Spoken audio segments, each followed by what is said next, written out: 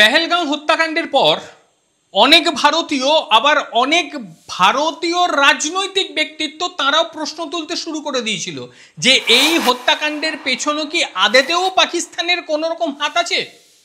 প্রথম দিন থেকে ভারতীয় সেনাবাহিনী এবং ইন্ডিয়ান গভর্নমেন্ট বলছে এর পেছনে পুরো মাত্রায় পাকিস্তানের চক্রান্ত রয়েছে এবং লস্করে তয়বা এর পেছনে রয়েছে। আর লস্করে তয়বাকে পরিচালনা করে পাক সেনা। আর আজ অপারেশন মহাদেবের পরে যে তিনজনকে শুয়ে দেয়া হলো সেই তিনজনের শেষকৃত্যে বোঝা গেল পাকিস্তান ঠিক কিভাবে এর সঙ্গে জড়িয়েছিল। এটা নিয়ে বড় তথ্য সামনে এসেছে।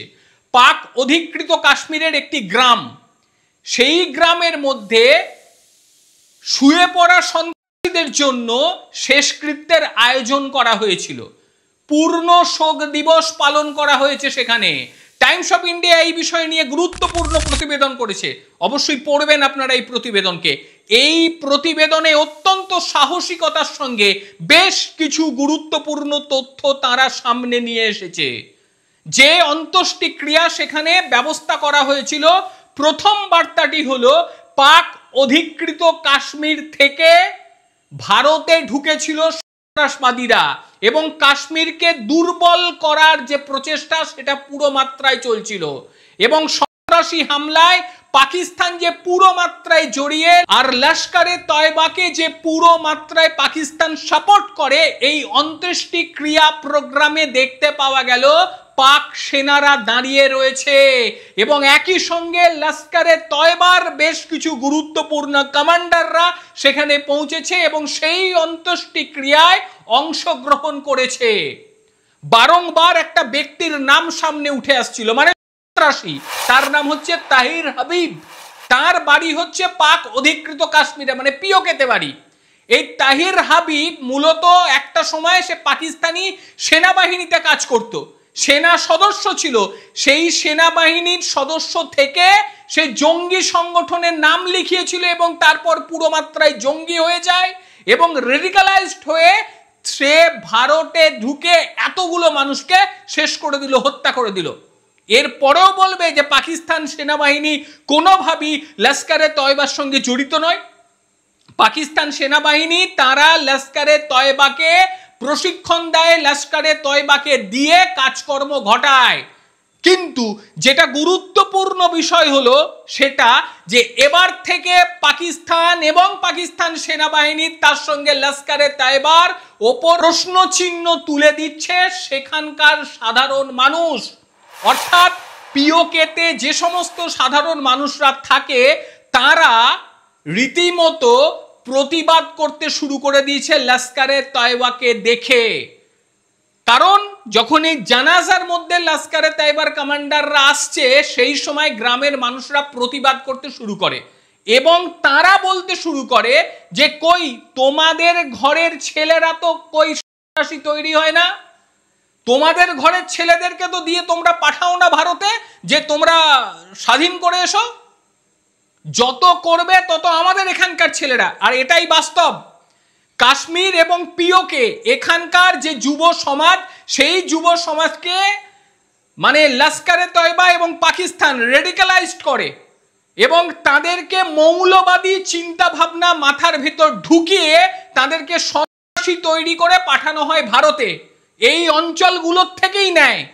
একটা জিনিস খেয়াল করবেন, যারা এই বড় বড় কথা বলে, যারা দেখবেন যে এই টাইপের মানে রেডিকালাইজড মানুষজন যারা মৌলবাদী তৈরি করে, তারা নিজেদের ঘরের কাউকে কোনোদিন তৈরি করবে না, কোনোদিন করবে না। তারা নিজেরাও কোনোদিন এই সমস্ত বিষয় গেছে কিনা বড় প্রশ্ন। এদের টার্গেট থাকে সেই সমস্ত এলাকার মানুষজনের, যে সমস্ত এলাকার মানুষজন দারিদ্র সীমার নিচে বসবাস করে, এই সমস্ত এলাকার মানুষজনকেই বিভিন্ন রকম স্বপ্ন দেখানো, স্বর্গের স্বপ্ন দেখানো, হেভেনের স্বপ্ন দেখানো, সেই সমস্ত স্বপ্ন টপ্ন দেখিয়ে তাদেরকে রেডিকালাইজড করে তাদের মনের মধ্যে বিভিন্ন ধরনের কুচিন্তা ভরে দিয়ে তারপর তাদেরকে সন্ত্রাসী তৈরি করে দেয়া হয়। এটাই নিয়ম। গোটা পৃথিবীতে সন্ত্রাসী এইভাবেই তৈরি হয়। যাই হোক, আর একটা প্রশ্ন, সেটা হচ্ছে লস্করে তয়বার কমান্ডান্ট যার নাম হচ্ছে জিরওয়ান হানিফ, তাকে ঢুকতে পর্যন্ত দেওয়া হয়নি পিওকেতে, সেখানকার সাধারণ মানুষ ঢুকতে পর্যন্ত দেয়নি এবং বলেছে যে তোমাদের মতন লোকজন আমাদের এখানে ঢুকছে বলে আমাদের সাধারণ ছেলেপিলে, সাধারণ গ্রামের ছেলেপিলে তারা রেডিকালাইজড হয়ে যাচ্ছে, তারা সন্ত্রাসী হয়ে যাচ্ছে, তারা মৌলবাদী চিন্তা ভাবনা নিয়ে বিদেশে গিয়ে আক্রমণ করছে। গ্রামের মানুষজন বলতে শুরু করেছে যে তারা যদি সৎ পথে থাকতো, ঠিক করে মানে এখানেই পড়াশোনা শিখতো, তাদেরকে আজকে হতো না, ভারত তাদেরকে মারতো না। সেখানকার সাধারণ মানুষও মনে করছে যে ভারতে গিয়ে হামলা চালিয়েছে, ভারত ছেড়ে কথা কেন বলবে? ভারত সেই কারণেই হত্যা লীলা চালিয়েছিল, আর সেটা বেশ করেছে, সেটা সমর্থন করছে সেখানকার সাধারণ মানুষ। একবার ভেবে দেখুন, পিওকের সাধারণ মানুষ তাদের গ্রামের ছেলে যাকে ভারতবর্ষ শেষ করে দিয়েছে তাকে নিয়ে জানাজা করছে, কিন্তু তার সঙ্গে তারা বলছে ভারত যেটা করেছে ভালো করেছে, আর এর পেছনে হাত রয়েছে লস্করে তয়বার। লস্করে তয়বার কারণেই এই ছেলেগুলোর এই ধরনের নিয়তি।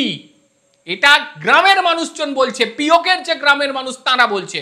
তার মানে মানসিকতা ঘুরছে, তারা বুঝতে পারছে তাদের প্রকৃত শত্রু ঠিক কারা।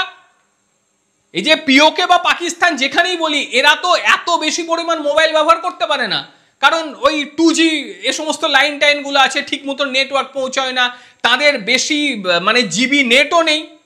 সেই কারণে তারা কিন্তু বিদেশের সঙ্গে বা সাধারণ মানুষের সঙ্গে যোগাযোগ স্থাপন সেইভাবে করতে পারে না, তাদের পক্ষে হয় না সম্ভাবনা। ওই যেটুকু পায় সেটুকু দিয়েই তারা চালায়, কিন্তু তার মধ্যেও তারা যে বুঝছে এটাই সবচেয়ে বড় বিষয়। ভেবে দেখুন, এর আগে যাদের আন্ডারে আমরা ছিলাম সেখানেও কিন্তু 2G লাইন নিয়ে আমরা পড়ে থাকতাম। তারপর ভেবে দেখুন, 1 মাস ধরে মাত্র 1GB নেটকে নিয়ে আঁকড়ে ধরে পড়ে থাকতাম, না পড়াশোনা করতে পারতাম না কিছু পারতাম। আমরা ভাবতাম যে বাপরে বিদেশের কি নেটের স্পিড আর আমাদের কি হাল। পরিবর্তন তো হয়েছে। যারা আমাকে গাল দেন, যারা আমাকে বিভিন্ন দলের দালাল বলেন, তারাও কিন্তু সেই নেটটা ব্যবহার করেই আজকে লিখছেন। আর এটা সম্ভব হয়েছে ভারতের এই নীতির কারণে, ভারতের ডিজিটালাইজেশনের কারণে।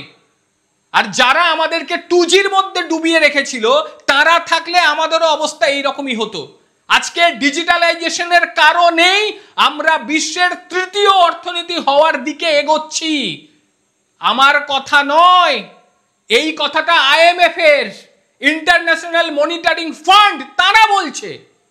সুতরাং ওই যাদের শরীরে একরকম রক্ত, মুখে ভারতীয়, তারা প্রকৃত ভারতীয় নয়।